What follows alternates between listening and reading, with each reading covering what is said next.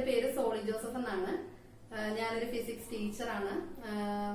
ഞാനപ്പോ ഇവിടെ നിങ്ങളുടെ മുൻപിൽ വന്നിരിക്കുന്നത് ഫിസിക്സിലെ +1 +2 ഫിസിക്സ് ചാപ്റ്റേഴ്സ് നിങ്ങളുമായിട്ട് ഡിസ്കസ് ചെയ്യാനായിട്ടാണ് ഞാനിവിടെ വന്നിരിക്കുന്നത്.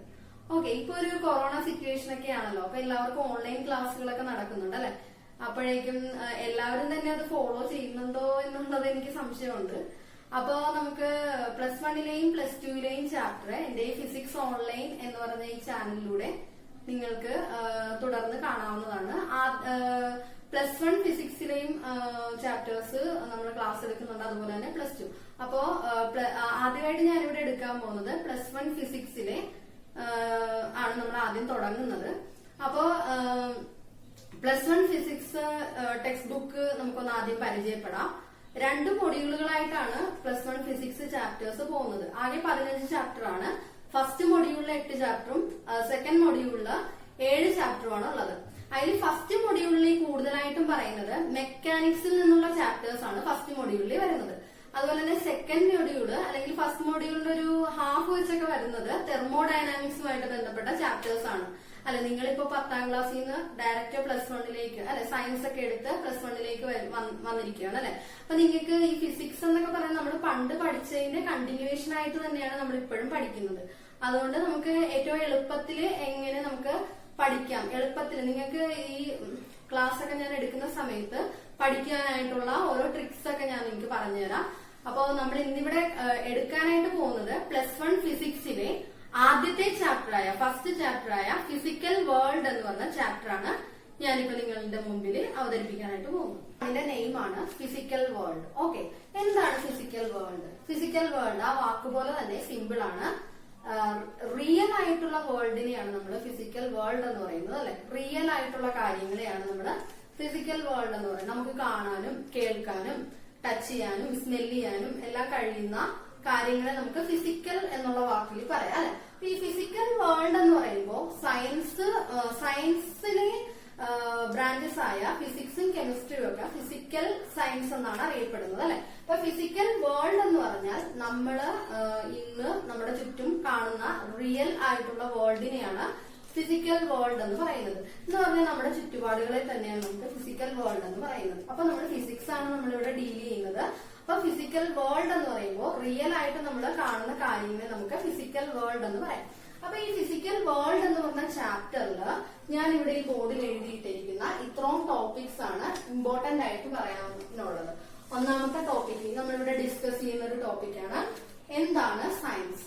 അതുപോലെ തന്നെ methods to involve scientific study, physics, scopes of physics, fundamental forces in nature, conservational laws. ഇത്രയും ടോപ്പിക്സ് ആണ് ഈ ഫിസിക്കൽ വേൾഡ് എന്ന് പറഞ്ഞ ചാപ്റ്ററിന്റെ കീഴിൽ വരുന്നത്. ഈ ചാപ്റ്റർ എന്ന് പറഞ്ഞാൽ ഭയങ്കര ഇമ്പോർട്ടന്റ് ആയിട്ടുള്ള ഒരു ചാപ്റ്റർ അല്ല. കാരണം ഇതിൽ നിന്ന് ഏകദേശം 1-2 മാർക്കിനുള്ള ക്വസ്റ്റ്യൻസേ വരാറുള്ളൂ കേട്ടോ. അതിൽ തന്നെ അപ്പൊ നമുക്ക് ആദ്യം തൊട്ടൊന്ന് പോവാം. ഇതിൽ ഇമ്പോർട്ടന്റ് ആയിട്ടുള്ള ടോപ്പിക് എന്ന് പറഞ്ഞാൽ ഇതാണ് fundamental forces in nature. Fundamental forces in nature ഇതാണ് ഏറ്റവും ഇമ്പോർട്ടന്റ് ആയിട്ട് നിങ്ങൾ സ്ട്രെസ് ഔട്ട് ചെയ്ത് പഠിക്കേണ്ടത്. ബാക്കിയെല്ലാം നിങ്ങളൊന്ന് വായിച്ചു നോക്കിയാൽ മതിയാകും. 1-2 മാർക്കിനുള്ള ചോദ്യങ്ങൾ ഇതിൽ നിന്ന് വരത്തുള്ളൂ. ഓക്കെ, അപ്പോ നമുക്ക് ആദ്യമായിട്ട് എന്താണ് സയൻസ് എന്ന് നോക്കാം. അപ്പൊ സയൻസ് എന്ന് പറഞ്ഞാൽ നിങ്ങൾ കൊച്ചു ക്ലാസ് മുതലേ പഠിച്ചു വരുന്നതാണ് അല്ലെ. ചെറിയ ക്ലാസ് മുതൽ തന്നെ നമ്മൾ സയൻസിനെ കുറിച്ച് പഠിക്കുന്നുണ്ട്. അപ്പൊ എന്താണ് സയൻസ് എന്നാണ് നമ്മൾ ആദ്യമായിട്ട് ഡിസ്കസ് ചെയ്യാനായിട്ട് പോകുന്നത്. What is science? Okay, science എന്ന് പറഞ്ഞാൽ it is a systematic attempt to understand the natural phenomena in depth and detail as possible. അതായത് ഒരു നാച്ചുറൽ ഫിനോമിനെ കുറിച്ച് നമ്മൾ ഡെപ്തിലും അതുപോലെ തന്നെ ഡീറ്റെയിലും സിസ്റ്റമാറ്റിക് ആയിട്ട് പഠിക്കുന്നതിനെയാണ് നമ്മൾ സയൻസ് എന്ന് പറയുന്നത്. അപ്പൊ എന്താണ് സയൻസ്? സയൻസ് എന്ന് പറഞ്ഞാൽ സിസ്റ്റമാറ്റിക് ആയിട്ട് നാച്ചുറൽ ഫിനോമിനെ ഡെപ്തിലും ഡീറ്റെയിലും നമ്മൾ പഠിക്കുന്നതിനെയാണ് നമ്മൾ സയൻസ് എന്നതുകൊണ്ട് ഉദ്ദേശിക്കുന്നത്. ഓക്കെ, അപ്പൊ ഈ സയൻസ് എന്ന് പറഞ്ഞ വാക്ക് വന്നിരിക്കുന്നത് ഒരു ലാറ്റിൻ പദത്തിൽ നിന്നാണ്. ആ ലാറ്റിൻ പദം എന്ന് പറഞ്ഞാൽ സയന്റിയ. അപ്പൊ സയൻസ് വന്നിരിക്കുന്നത് ഒരു ലാറ്റിൻ പദമായ സയന്റിയയിൽ നിന്നാണ്. സയന്റിയ എന്ന് പറഞ്ഞ ഒരു ലാറ്റിൻ വാക്കിൽ നിന്നാണ് സയൻസ് എന്ന് പറഞ്ഞ പദം ഉണ്ടായിരിക്കുന്നത്. ഈ സയൻസ് എന്ന് പറഞ്ഞ വാക്കിന്റെ അർത്ഥം എന്ന് പറഞ്ഞാൽ ടു നോ, അറിയുക, ടു നോ. മീനിങ് എന്ന് പറഞ്ഞാൽ ടു നോ. ടു നോ എന്നാണ് സയൻസ് എന്ന് പറഞ്ഞ വാക്കിന്റെ അർത്ഥം. ഓക്കെ, സയൻസിന് ഇക്വലന്റ് ആയിട്ടുള്ള ഒരു അറബിക് ആയിട്ടുള്ള വേർഡ് ഉണ്ട്. ആ വേർഡാണ് ഇലിം. ILM. സയൻസിന് ഇക്വലന്റ് ആയിട്ടുള്ള അറബിക് വേർഡ് ആണ് ഇലിം. അതുപോലെ തന്നെ സയൻസിന് ഇക്വലന്റ് ആയിട്ടുള്ള ഒരു സാൻസ്ക്രിറ്റ് വേർഡ് ഉണ്ട്. ആ വേർഡാണ് വിജ്ഞാൻ. ഓക്കെ, അപ്പൊ ഈ സയന്റിയെയും ഇലിമും വിജ്ഞാനം ഇത് മൂന്നും അർത്ഥമാക്കുന്നതെന്ന് പറഞ്ഞാൽ ടു നോ അല്ലെങ്കിൽ നോളജ്, അതാണ് ഇവിടെ അർത്ഥമാക്കുന്നത്. ഓക്കെ, ഇനി അടുത്ത ടോപ്പിക്കാണ് methods to involve scientific study. നമ്മൾ നമ്മുടെ ഈ പ്രകൃതിയിൽ ഒത്തിരി നാച്ചുറൽ ഫിനോമിനാസ് നടക്കുന്നുണ്ട് അല്ലെ. എന്തൊക്കെയാണ്? ഞാനിപ്പോ ഒരു എക്സാമ്പിൾ ആയിട്ട് പറഞ്ഞാൽ സൂര്യൻ ഉദിക്കുന്നു, സൂര്യൻ അസ്തമിക്കുന്നു, കാറ്റ് വീശുന്നു, കടലിൽ തിരമാല ഉണ്ടാവുന്നു. അപ്പൊ എല്ലാത്തിന്റെ പുറകിലും സയൻസ് ഉണ്ട് അല്ലെ. അപ്പൊ കുറെ ശാസ്ത്രജ്ഞന്മാരൊക്കെ ഇതിനെക്കുറിച്ച് ഒത്തിരി സ്റ്റഡി നടത്തിയിട്ടോ ഒത്തിരി തിയറീസ് ഒക്കെ അവര് കണ്ടുപിടിച്ച് വെച്ചിട്ടുണ്ട്. അപ്പോ എന്തൊക്കെ ഒരു ഫിനോമിന, ഒരു നാച്ചുറൽ ഫിനോമിനെ നമ്മൾ എടുത്തിട്ട് അതിനെ സയൻസ് ആണെന്ന് പറയുന്നത് അവർ ഒത്തിരി സ്റ്റെപ്സിലൂടെ കടന്നുപോയിട്ടാണ് അതിലെ തിയറി അവർ കണ്ടുപിടിക്കുന്നത്. അപ്പൊ മെയിൻ ആയിട്ട് പറയുന്നത് methods to involve scientific study. ഒരു സ്റ്റഡി സയന്റിഫിക് ആണെന്ന് പറയുന്നത് അതിന്റെ അകത്ത് കുറച്ച് ഫോളോയിങ് സ്റ്റെപ്സിലൂടെ അവർ കടന്നു പോകുമ്പോഴാണ് അതിനെ നമുക്ക് സയന്റിഫിക് സ്റ്റഡി എന്ന് പറയാൻ സാധിക്കുന്നത്. ഒന്നാമത്തെ മെത്തേഡാണ് സയന്റിഫിക് സ്റ്റഡിയിൽ വരുന്ന ഫസ്റ്റ് മെത്തേഡാണ് സിസ്റ്റമാറ്റിക് ആയിട്ടുള്ള ഒബ്സർവേഷൻ. ഒരു സ്റ്റഡി സയന്റിഫിക് ആവുന്നത് സിസ്റ്റമാറ്റിക് ആയിട്ടുള്ള ആദ്യത്തെ സ്റ്റെപ്പാണ് സിസ്റ്റമാറ്റിക് ഒബ്സർവേഷൻ. സിസ്റ്റമാറ്റിക് ആയിട്ടുള്ള ഒബ്സർവേഷനിലൂടെ നമ്മൾ കടന്നു പോകണം. രണ്ടാമതായിട്ട് കൺട്രോൾഡ് ആയിട്ടുള്ള എക്സ്പെരിമെന്റിലൂടെ കടന്നു പോകണം. അതായത് കൺട്രോൾഡ് നിയന്ത്രിതമായിട്ടുള്ള എക്സ്പെരിമെന്റിലൂടെ കടന്നു പോകണം. സ്റ്റെപ്പാണ് ക്വാളിറ്റേറ്റീവ് ആൻഡ് ക്വാണ്ടിറ്റേറ്റീവ് റീസണിങ്. അതുപോലെ തന്നെ നാലാമത്തെ സ്റ്റെപ്പ് പറയുന്നത് ക്വാളിറ്റേറ്റീവ് ആൻഡ് ക്വാണ്ടിറ്റേറ്റീവ് റീസണിങ് കഴിഞ്ഞിട്ട് നാലാമതായിട്ടുള്ള സ്റ്റെപ്പ് എന്ന് പറഞ്ഞാൽ മാത്സിന്റെ സഹായത്തോടു കൂടി നമ്മൾ അതിനെ പഠിക്കും. മാത്തമാറ്റിക്കലായിട്ട് അതിനെ മോഡലിംഗ് ചെയ്യണം. മാത്സിന്റെ സഹായത്തോടുകൂടെ മാത്തമാറ്റിക്കൽ മോഡലിംഗ് നമ്മൾ നടത്തണം. അഞ്ചാമതായിട്ട് പറയുന്നത് prediction and verification or the falsification of theories. അതായത് പ്രഡിക്റ്റ് ചെയ്യണം. നമ്മള് ഈ 4 സ്റ്റെപ്പിലൂടെ കടന്നു വന്നിട്ട് എന്താണ് കാര്യം നമ്മൾ പ്രഡിക്റ്റ് ചെയ്യണം. പ്രഡിക്റ്റ് ചെയ്യുക മാത്രമല്ല പ്രഡിക്ഷൻ, അതുപോലെ തന്നെ അതിനെ വെരിഫൈ ചെയ്യണം. അല്ലെങ്കിൽ അതിലെന്തെങ്കിലും തെറ്റുണ്ടെങ്കിൽ ഫോൾസിഫിക്കേഷൻ ചെയ്യണം. Falsification of theories. അപ്പോ methods to involve scientific study എന്ന് പറഞ്ഞാൽ 5 സ്റ്റെപ്പാണ്. ഞാൻ ഒന്നുകൂടി പറയാം. സിസ്റ്റമാറ്റിക് ആയിട്ടുള്ള ഒബ്സർവേഷൻസ് നമുക്കുണ്ടാവണം. രണ്ടാമത് കൺട്രോൾഡ് ആയിട്ടുള്ള എക്സ്പെരിമെന്റിലൂടെ കടന്നു പോകണം. മൂന്നാമതായിട്ട് ക്വാണ്ടിറ്റേറ്റീവ് ആൻഡ് ക്വാളിറ്റേറ്റീവ് റീസണിംഗ് ഉണ്ടായിരിക്കണം. നാലാമതായിട്ട് പറയുകയാണെങ്കിൽ മാത്തമാറ്റിക്കൽ മോഡലിംഗിലൂടെ കടന്നു പോകണം. അഞ്ചാമതായിട്ട് പറയുകയാണെങ്കിൽ prediction, verification and the falsification of theories. ഇതാണ് ഒരു സ്റ്റഡിയെ നമ്മൾ സയന്റിഫിക് സ്റ്റഡി എന്ന് വിളിക്കണമെങ്കിൽ ഈ 5 സ്റ്റെപ്പിലൂടെ കടന്നു പോകണം.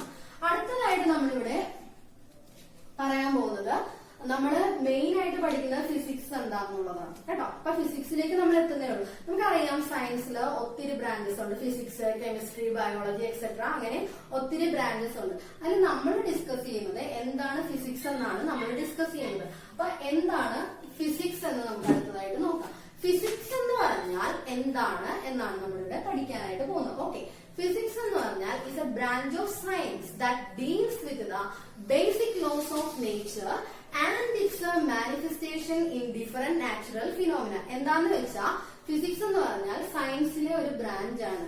അത് ഡീൽ ചെയ്യുന്നത് നമ്മളുടെ ബേസിക് ലോസ് ഓഫ് നേച്ചർ ആണ്. നമ്മുടെ പ്രകൃതിയിലെ ബേസിക് ലോസ് ആണ് അതിൽ മെയിൻ ആയിട്ട് പറയുന്നത്. അതുപോലെ തന്നെ ആ ബേസിക് ലോസ് വെച്ചിട്ട് മാനിഫെസ്റ്റ് ചെയ്യുന്നു. നമ്മുടെ നാച്ചുറൽ ഫിനോമിനാസിനെ നമ്മൾ മാനിഫെസ്റ്റ് ചെയ്യുന്ന ഈ ഒരു ബ്രാഞ്ച് ഓഫ് സയൻസിനെയാണ് നമ്മൾ ഫിസിക്സ് എന്ന് പറയുന്നത്. അപ്പൊ physics is the branch of science that deals with the basic laws of nature and their manifestation in different natural phenomena. That is called physics. Okay. അപ്പൊ physics എന്ന് പറഞ്ഞ വാക്ക് വന്നിരിക്കുന്നത് ഒരു ഗ്രീക്ക് വേർഡിൽ നിന്നാണ്. ഫിസിക്സ് എന്ന് പറഞ്ഞ വാക്ക് വന്നിരിക്കുന്നത് ഒരു ഗ്രീക്ക് വേർഡിൽ നിന്നാണ്. ആ ഗ്രീക്ക് വേർഡിന്റെ മീനിങ് എന്ന് പറഞ്ഞാൽ സിമ്പിൾ ആയിട്ട് പറയുവാണെങ്കിൽ നേച്ചർ.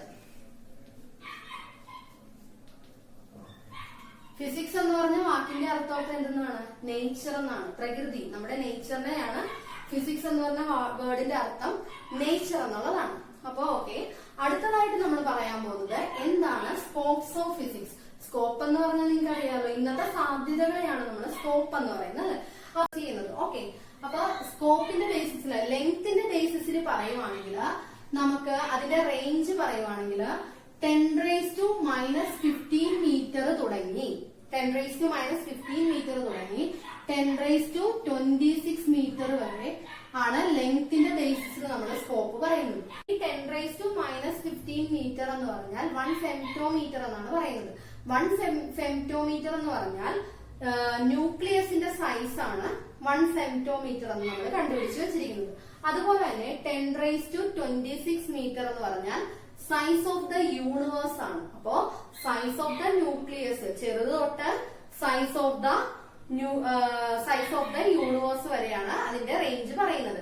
അതുപോലെ തന്നെ ടൈമിന്റെ ബേസിസിൽ നമ്മൾ പറയുവാണെങ്കിൽ ടൈമിന്റെ ബേസിസിൽ നമ്മൾ ഇതിന്റെ സ്കോപ്പ് ഡിസ്കസ് ചെയ്യുമ്പോൾ അതിന്റെ റേഞ്ച് വരുന്നത് 10⁻⁻18 സെക്കൻഡ് തുടങ്ങി 10⁻22 സെക്കൻഡ് വരെയാണ് ടൈമിന്റെ ബേസിസിൽ അതിന്റെ റേഞ്ച് പറയുന്നത്. ബേസിസിൽ പറയുവാണെങ്കിൽ 10⁻⁻30 കിലോഗ്രാം തുടങ്ങി 10⁻55 കിലോഗ്രാം. നമുക്കറിയാം 10⁻⁻30 കിലോഗ്രാം എന്ന് പറഞ്ഞാൽ size of the mass of the nucleus ആണ്.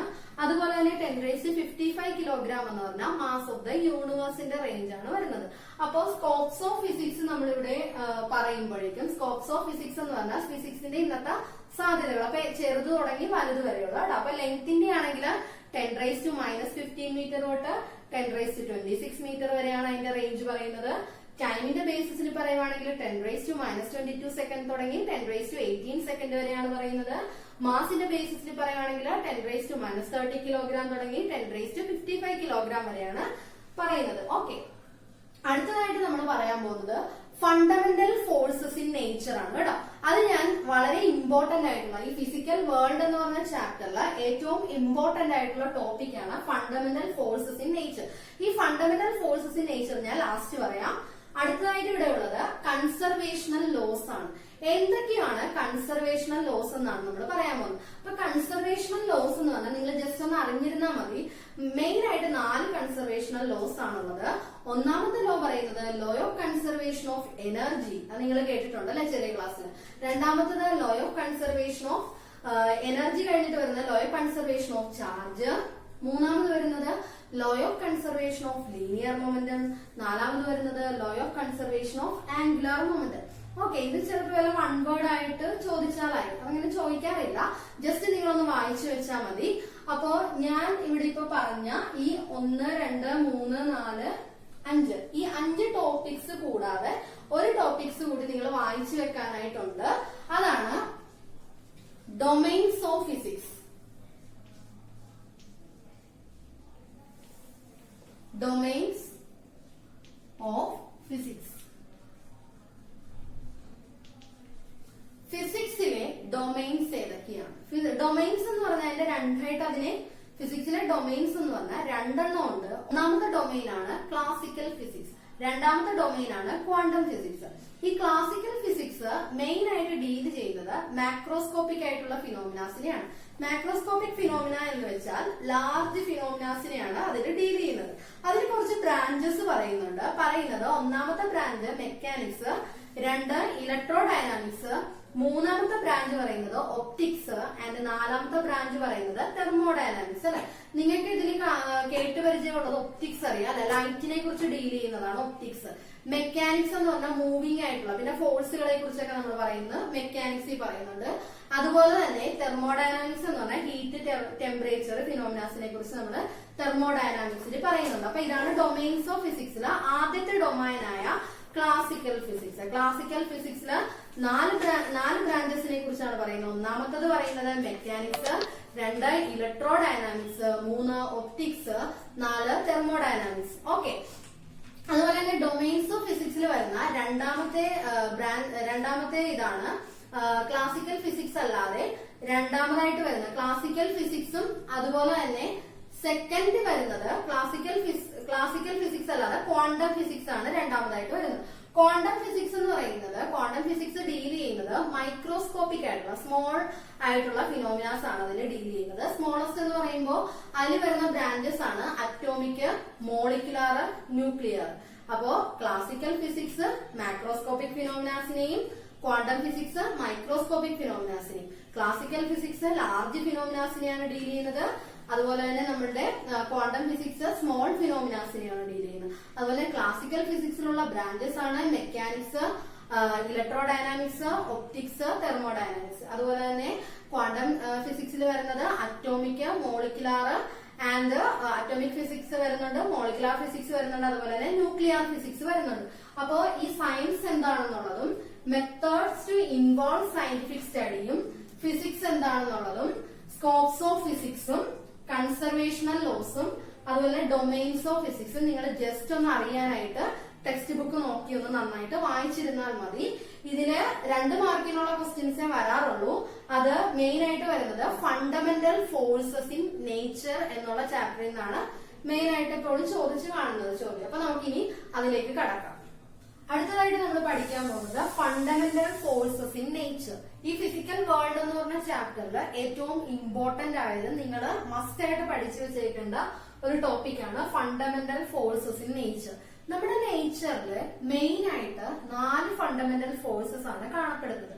ഒന്നാമത്തെ ഫോഴ്സ് ആണ് gravitational force. First fundamental force ആണ് ഗ്രാവിറ്റേഷണൽ ഫോഴ്സ്. സെക്കൻഡ് ആണ് weak nuclear force. Third one is electromagnetic force and the fourth and last one is strong nuclear force. ഇങ്ങനെ 4 fundamental ഫോഴ്സുകളാണ് ഉള്ളത്. അപ്പൊ നിങ്ങൾക്ക് main ആയിട്ട് പഠിക്കാനുള്ളത് ഈ ഫോഴ്സുകൾ എന്താണെന്ന് പഠിക്കണം, അതിന്റെ പ്രോപ്പർട്ടീസ് പഠിക്കണം. അത്രേ ഉള്ളൂ. ഇതിൽ നിന്നായിരിക്കും 1-2 മാർക്കിന്റെ ചോദ്യങ്ങൾ. ആകെ 1-2 മാർക്കിന്റെ ചോദ്യങ്ങളെ ചോദിക്കത്തുള്ളൂ ഈ ചാപ്റ്ററിൽ നിന്ന്. അപ്പൊ മെയിൻ ആയിട്ട് ചോദിച്ചു കണ്ടിരിക്കുന്നത് ഈ ഒരു പോർഷനിൽ നിന്നാണ്. അപ്പൊ നമുക്ക് തുടങ്ങാം. ഗ്രാവിറ്റേഷണൽ ഫോഴ്സ് എന്താണ്? ഗ്രാവിറ്റേഷണൽ ഫോഴ്സ് ചെറിയ ക്ലാസ്സുകൾ തുടങ്ങി നമ്മൾ പഠിക്കുന്നുണ്ട്. എന്താണ്? ഗുരുത്വാകർഷണം അല്ലെ? ഗുരുത്വാകർഷണം അല്ലെങ്കിൽ ഗ്രാവിറ്റേഷണൽ ഫോഴ്സ്. അതായത് എന്താണ് ഗ്രാവിറ്റേഷണൽ ഫോഴ്സ് എന്ന് സിമ്പിൾ ആയിട്ട് പറയുവാണെങ്കിൽ എർത്തിന്റെ സെന്ററിലേക്ക് എല്ലാ വസ്തുക്കളെയും എന്ത് ചെയ്യുന്നുണ്ട്? ആകർഷിക്കുന്നുണ്ട്.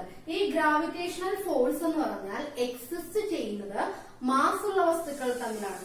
ഇപ്പോ 2 സ്റ്റാറുകൾ തമ്മിലുള്ള ഫോഴ്സ് നമുക്ക് ഗ്രാവിറ്റേഷണൽ ഫോഴ്സ് പറയുകയാണെങ്കിൽ രണ്ടിലും എന്താണ്? രണ്ടിനും മാസ് ഉണ്ട് അല്ലെ? അപ്പൊ മാസ് ഉള്ള വസ്തുക്കൾ തമ്മിലുള്ള ഫോഴ്സിനെ നമുക്ക് എന്തെന്ന് വിളിക്കാം? ഗ്രാവിറ്റേഷണൽ ഫോഴ്സ് എന്ന് വിളിക്കാം. അപ്പൊ എർത്ത് എല്ലാ വസ്തുക്കളെയും, മാസുള്ള എല്ലാ വസ്തുക്കളെയും ഭൂമി അതിന്റെ കേന്ദ്രത്തിലേക്ക് എന്ത് ചെയ്യുന്നുണ്ട്? ആകർഷിക്കുന്നുണ്ട്. So that force is known as gravitational force. Gravitational ഫോഴ്സിന്റെ ഒരു പ്രത്യേകത പറയുവാണെങ്കിൽ, അതിന്റെ ഒരു പ്രോപ്പർട്ടി പറയുവാണെങ്കിൽ അത് ലോങ് റേഞ്ച് ഫോഴ്സ് ആണ്. ഗ്രാവിറ്റേഷണൽ ഫോഴ്സ് എന്ന് പറഞ്ഞാൽ ലോങ് റേഞ്ച് ഫോഴ്സ് ആണ്. അതുപോലെ തന്നെ it is always attractive in nature ആണ്. ഗ്രാവിറ്റേഷണൽ ഫോഴ്സ് എന്ന് പറഞ്ഞാൽ ഓൾവേസ് അട്രാക്റ്റീവ് ഇൻ നേച്ചർ ആണ്. അതുപോലെ തന്നെ ഒരെണ്ണം കൂടിയുണ്ട്, the weakest force in nature. Weakest force. Gravitational ഫോഴ്സിന്റെ പ്രത്യേകതകൾ പറയുകയാണെങ്കിൽ ഏറ്റവും വീക്കസ്റ്റ് ആയിട്ടുള്ള ഫോഴ്സ് ആണ് ഗ്രാവിറ്റേഷണൽ ഫോഴ്സ്. അതുപോലെ തന്നെ അതിന്റെ റേഞ്ച് ലോങ് റേഞ്ച് ആണ്. അതെന്ന് പറഞ്ഞാൽ ഓൾവേസ് അട്രാക്റ്റീവ് ഇൻ നേച്ചർ ആണ്. അപ്പൊ എന്താണ് ഗ്രാവിറ്റേഷണൽ ഫോഴ്സ് എന്ന് മനസ്സിലായല്ലോ. ഇനി രണ്ടാമത്തെ ഫോഴ്സ് ആണ് വീക്ക് ന്യൂക്ലിയർ ഫോഴ്സ്. എന്താണ് വീക്ക് ന്യൂക്ലിയർ ഫോഴ്സ് എന്ന് നമുക്ക് നോക്കാം. അപ്പൊ വീക്ക് ന്യൂക്ലിയർ ഫോഴ്സ് പറയുമ്പോഴേക്കും നിങ്ങൾ പഠിച്ചിട്ടുണ്ടാവും അല്ലെ? Alpha D K, beta D K, gamma D K എന്ന് നമ്മൾ പഠിച്ചിട്ടുണ്ട് അല്ലെ? ഒരു ന്യൂക്ലിയസ് എമിറ്റ് ചെയ്യുന്നതിന്, ന്യൂക്ലിയസ് ഏതെങ്കിലും ഒരു പാർട്ടിക്കിളിനെ എമിറ്റ് ചെയ്യുന്നതിന് നമുക്ക് ഡി കെ എന്ന് പറയാം. അപ്പൊ അതിൽ തന്നെ വീക്ക് ന്യൂക്ലിയർ ഫോഴ്സ് നിങ്ങളിവിടെ കണ്ടു. വീക്ക് ന്യൂക്ലിയർ ഫോഴ്സും ഉണ്ട്, സ്ട്രോങ് ന്യൂക്ലിയർ ഫോഴ്സും ഉണ്ട്. അതിൽ വീക്ക് ന്യൂക്ലിയർ ഫോഴ്സിൽ പറയുന്നത് ബീറ്റ ഡി കെയുടെ സമയത്ത് ന്യൂക്ലിയസ് ഒരു ഇലക്ട്രോണിനെയും അതുപോലെ തന്നെ ചാർജ് ഇല്ലാത്ത ഒരു പാർട്ടിക്കിളിനെയും കൂടി എമിറ്റ് ചെയ്യുന്നു എന്നാണ് പറയുന്നത്. സോ ആ ചാർജ് ഇല്ലാത്ത പാർട്ടിക്കിളിനെ നമുക്ക് ആന്റി ന്യൂട്രിനോ എന്ന് പറയാം. ഓക്കെ, അപ്പൊ എന്താണ് ന്യൂക്ലിയർ ഫോഴ്സ് എന്ന് പറഞ്ഞാൽ? ന്യൂക്ലിയസിന് നമുക്കറിയാം, ന്യൂക്ലിയസിന് പോസിറ്റീവ് ചാർജ് ആണുള്ളത്. അപ്പൊ ഈ ന്യൂക്ലിയസിന്റെ അകത്ത് എന്തുണ്ട്? ന്യൂക്ലിയോൺസ് ഉണ്ട്. ന്യൂക്ലിയസിന്റെ അകത്ത് എന്തുണ്ട്? ന്യൂക്ലിയോൺസ് ഉണ്ട്. ന്യൂക്ലിയോൺസ് എന്ന് പറഞ്ഞാൽ ന്യൂക്ലിയോൺസിൽ എന്തൊക്കെയുണ്ട്? ന്യൂട്രോണും ഉണ്ട്, പ്രോട്ടോണും ഉണ്ട് അല്ലെ? അപ്പൊ പ്രോട്ടോണിനെയും ന്യൂട്രോണിനെയും ബൈൻഡ് ചെയ്ത് നിർത്തുന്ന ഫോഴ്സിനെയാണ് നമ്മൾ ന്യൂക്ലിയർ ഫോഴ്സ് എന്ന് കോമൺ ആയിട്ട് പറയുന്നത്. Electro magnetic force.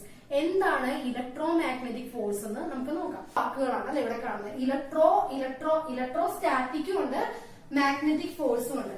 Electro magnetic force എന്ന് പറഞ്ഞാൽ സിമ്പിൾ ആയിട്ട് പറയുവാണെങ്കിൽ ചാർജ് ഉള്ള രണ്ട് വസ്തുക്കൾ തമ്മിൽ എക്സിസ്റ്റ് ചെയ്യുന്ന ഫോഴ്സ് ആണ് electro magnetic force. Electro magnetic ഫോഴ്സിന്റെ ഒരു പ്രത്യേകത പറയുവാണെങ്കിൽ അത് അട്രാക്റ്റീവ് ആണ്, റിപ്പൾസീവ് ആണ്. അട്രാക്ഷൻ എന്ന് പറഞ്ഞാൽ എന്താണ്? സെയിം ചാർജുകൾ തമ്മിൽ റിപ്പല് ചെയ്യുകയും ഓപ്പോസിറ്റ് ചാർജുകൾ തമ്മിൽ അട്രാക്ട് ചെയ്യുകയും ചെയ്യുമെന്ന് നമുക്കറിയാം. അപ്പൊ ഇലക്ട്രോ മാഗ്നറ്റിക് ഫോഴ്സ് എന്ന് പറഞ്ഞാൽ electrostatic force. Static means റെസ്റ്റില്, അതായത് ചാർജുള്ള കണങ്ങൾ റെസ്റ്റിലിരിക്കുമ്പോഴുള്ള ഫോഴ്സ് ആണ് ഇലക്ട്രിക് ഫോഴ്സ്. ചാർജുള്ള കണങ്ങൾ മൂവ് ചെയ്യുമ്പോഴേക്കും അതിന് രണ്ടു തരം ഫോഴ്സുകൾ കാണപ്പെടുമെന്ന് നമ്മൾ പഠിച്ചിട്ടുണ്ട് അല്ലെ. എന്താണ്? ചാർജുള്ള കണങ്ങൾ മൂവ് ചെയ്യുമ്പോൾ അവിടെ ഇലക്ട്രിക് ഫോഴ്സും വരാം, മാഗ്നറ്റിക് ഫോഴ്സും വരാം. അപ്പൊ ഇലക്ട്രോ മാഗ്നറ്റിക് ഫോഴ്സ് എന്ന് പറഞ്ഞാൽ ചാർജുള്ള കണങ്ങൾ തമ്മിലുള്ള ഫോഴ്സിനെയാണ് നമ്മുടെ ഇലക്ട്രോ മാഗ്നറ്റിക് ഫോഴ്സ് എന്ന് പറയുന്നത്. അതിന്റെ പ്രോപ്പർട്ടീസ് പറയുവാണെങ്കിൽ ലോങ് റേഞ്ച് ഫോഴ്സ് ആണത്. അടുത്തായിട്ട് പറയുവാണെങ്കിൽ അട്രാക്റ്റീവുമാണ്, റിപ്പൾസീവുമാണ്. ഇതാണ് ഇതിന്റെ പ്രത്യേകതകളായിട്ട് പറയുന്നത്. ഓക്കെ, അടുത്ത ലാസ്റ്റ് ഫോഴ്സ് ആണ് സ്ട്രോങ് ന്യൂക്ലിയർ ഫോഴ്സ്. എന്താണ് ന്യൂക്ലിയർ ഫോഴ്സ് എന്ന് പറഞ്ഞാൽ ന്യൂക്ലിയസിന്റെ അകത്ത് ന്യൂക്ലിയോൺസിനെ ബൈൻഡ് ചെയ്ത് നിർത്തുന്ന ഫോഴ്സിനെയാണ് നമ്മള് ന്യൂക്ലിയർ ഫോഴ്സ് എന്ന് പറയുന്നത്. ന്യൂക്ലിയോൺസ് എന്ന് പറഞ്ഞാൽ എന്തൊക്കെയാണ്? പ്രോട്ടോണും ന്യൂട്രോണും ആണ് നമ്മൾ ന്യൂക്ലിയോൺസ് എന്ന് പറയുന്നത്. അപ്പൊ ന്യൂക്ലിയസിന്റെ അകത്ത് ന്യൂക്ലിയോൺസിനെ ബൈൻഡ് ചെയ്ത് നിർത്തുന്ന ഫോഴ്സിനെയാണ് നമ്മള് ന്യൂക്ലിയർ ഫോഴ്സ് എന്ന് പറയുന്നത്. അപ്പൊ ന്യൂക്ലിയർ ഫോഴ്സ് എന്ന് പറഞ്ഞാൽ സ്ട്രോങ് ഫോഴ്സ് ആണ് അല്ലെ, സ്ട്രോങ്സ്റ്റ് ഫോഴ്സ് ആണ് ന്യൂക്ലിയർ ഫോഴ്സ്. അപ്പോ ന്യൂക്ലിയോൺസ് എന്ന് പറഞ്ഞാൽ എന്തൊക്കെയാണ്? പ്രോട്ടോണും വരാം. അപ്പൊ ആ ഫോഴ്സ് എക്സിസ്റ്റ് ചെയ്യുന്നത്, സ്ട്രോങ് ന്യൂക്ലിയർ ഫോഴ്സ് എക്സിസ്റ്റ് ചെയ്യുന്നത് പ്രോട്ടോണും തമ്മിലും ഉണ്ട്, പ്രോട്ടോണും ന്യൂട്രോണും തമ്മിലും ഉണ്ട്. അതുപോലെ തന്നെ ന്യൂട്രോണും തമ്മിലും എന്ത് ഫോഴ്സ് കാണപ്പെടാം? ഈ സ്ട്രോങ് ന്യൂക്ലിയർ ഫോഴ്സ് കാണപ്പെടാം. അപ്പൊ ഇതിന്റെ പ്രോപ്പർട്ടീസ് പറയുവാണെങ്കിൽ ന്യൂക്ലിയർ ഫോഴ്സ് എന്താണ്? ഒരു ഷോർട്ട് റേഞ്ച് ഫോഴ്സ് ആണ്. വീക്ക് ന്യൂക്ലിയർ ഫോഴ്സ് ആയാലും സ്ട്രോങ് ന്യൂക്ലിയർ ഫോഴ്സ് ആണെങ്കിലും എന്താണ്? ഒരു ഷോർട്ട് റേഞ്ച് ഫോഴ്സ് ആണ്. അതുപോലെ തന്നെ ന്യൂക്ലിയർ ഫോഴ്സിന്റെ ഒരു പ്രത്യേകതയാണ് it is the strongest force in nature. അപ്പൊ എക്സാമിന് ചോദിക്കുന്ന ഒരു മെയിൻ രണ്ട് ക്വസ്റ്റ്യൻസ് ആണ് which is the weakest force in nature. The weakest force in nature is gravitational force and which is the strongest force in nature. Strongest force in nature is nuclear force. കേട്ടോ, അപ്പൊ strongest force in nature എന്ന് പറഞ്ഞാൽ nuclear force ആണ്. അതുപോലെ തന്നെ അടുത്തായിട്ട് നമുക്ക് ഇതിന്റെ റേഞ്ചുകളെ ഒന്ന് പരിചയപ്പെടാം. ഗ്രാവിറ്റേഷണൽ ഫോഴ്സിന്റെ റേഞ്ച് ആണ് ഒന്നായിട്ട് എടുക്കുവാണെങ്കിൽ 1 ന്യൂട്ടൺ എന്ന് എടുത്തോ. അപ്പൊ ഗ്രാവിറ്റേഷണൽ ഫോഴ്സ് എന്ന് പറഞ്ഞാൽ 1 ന്യൂട്ടൺ ആണെങ്കിൽ അടുത്തതായിട്ട് വീക്ക് ന്യൂക്ലിയർ ഫോഴ്സ് എന്ന് പറഞ്ഞാൽ 1:2. ഇതിന്റെ റേഷ്യോ ആണ് 1:10⁻32 10⁻36 എന്ന് പറഞ്ഞാൽ ഈ 1 കാണിക്കുന്നത് ഗ്രാവിറ്റേഷണൽ ഫോഴ്സ് ആണ്. ഗ്രാവിറ്റേഷണൽ ഫോഴ്സിന്റെ അളവ് 1 ആണെങ്കിൽ അടുത്ത വീക്ക് ന്യൂക്ലിയർ ഫോഴ്സിന്റെ റേഞ്ച് 10⁻32 ആയിരിക്കും. അതിലും കൂടുതലായിരിക്കും എന്ത്? ഇലക്ട്രോ മാഗ്നറ്റിക് ഫോഴ്സിന്റെ റേഞ്ച്. അതിലും കൂടുതലായിരിക്കും ന്യൂക്ലിയർ ഫോഴ്സിന്റെ റേഞ്ച്. സോ നോക്കിയേ, 1 എന്ന് പറയുമ്പോൾ ഗ്രാവിറ്റേഷണൽ ഫോഴ്സിന്റെ റേഞ്ച് 1 എന്നാ കൊടുത്തിരിക്കുന്നത് അല്ലെ. നമ്മൾ പഠിച്ചിട്ടുണ്ട് it is A long range force ആണ് അല്ലെ, ലോങ് റേഞ്ച് ഫോഴ്സ് ആണ്. അതുപോലെ തന്നെ ഏറ്റവും വീക്കസ്റ്റ് ഫോഴ്സ് ഇൻ നേച്ചർ ആണ് ഗ്രാവിറ്റേഷണൽ ഫോഴ്സ്. ഏറ്റവും സ്ട്രോങ്സ്റ്റ് ഫോഴ്സ് ഇൻ നേച്ചർ ആണ് എന്ത്? Strong nuclear force. അപ്പൊ ഇന്നത്തെ ക്ലാസ് കഴിഞ്ഞു. അപ്പൊ ഇനിയും തുടർന്നുള്ള ക്ലാസ്സുകൾ ഞാൻ എടുക്കാൻ ഉദ്ദേശിക്കുന്നുണ്ട്. അപ്പോ നിങ്ങള് ക്ലാസ് കണ്ടിട്ട് നിങ്ങൾക്ക് ക്ലാസ്സിനെ കുറിച്ചുള്ള അഭിപ്രായങ്ങളൊക്കെ നിങ്ങൾക്ക് കമന്റ് ചെയ്യാം. അതുപോലെ നിങ്ങൾക്കുള്ള ഡൗട്ടുകളും എല്ലാം നിങ്ങൾക്ക് താഴെ കമന്റ് ബോക്സിൽ ഇട്ടാൽ മതി. അപ്പൊ ഞാനത് വീഡിയോ ആയിട്ടാണെങ്കിലും പ്രത്യേകിച്ച് ഒരു ക്ലാസ് ആയിട്ട് വേണമെങ്കിലും ഞാൻ എടുത്തു തരാം. നിങ്ങളുടെ ഡൗട്ടുകളൊക്കെ നിങ്ങൾക്ക് കമന്റ് ബോക്സിൽ ഇടാം. അതുപോലെ തന്നെ നിങ്ങൾക്ക് തുടർന്നുള്ള ക്ലാസ്സുകളും കിട്ടണമെങ്കിൽ നിങ്ങളൊന്ന് സബ്സ്ക്രൈബ് ചെയ്താൽ അതിന്റെ നോട്ടിഫിക്കേഷൻ കിട്ടും. അപ്പൊ അതനുസരിച്ചപ്പോ നിങ്ങൾക്ക് തുടർന്നുള്ള ക്ലാസ്സുകൾ ലഭിക്കും. അതുപോലെ തന്നെ എന്റെ സ്റ്റുഡൻസിന്റെ ഒക്കെ കുറച്ച് ഇതനുസരിച്ച് അവര് കെമിസ്ട്രിയുടെ ക്ലാസ്സും കൂടി എടുക്കണമെന്ന് കുട്ടികൾ സജസ്റ്റ് ചെയ്തായിരുന്നു. അപ്പൊ ഇനി അതും കെമിസ്ട്രിയുടെ ക്ലാസ്സുകളും എടുക്കാൻ ഉദ്ദേശിക്കുന്നുണ്ട്. ക്ലാസ്സുകൾ അവൈലബിൾ ആയിരിക്കും. അപ്പൊ നിങ്ങൾ സബ്സ്ക്രൈബ് ചെയ്യുക. ക്ലാസ്സുകളെ കുറിച്ചുള്ള കമന്റുകൾ താഴെ കമന്റ് ബോക്സിൽ ഇടുക. Thank you.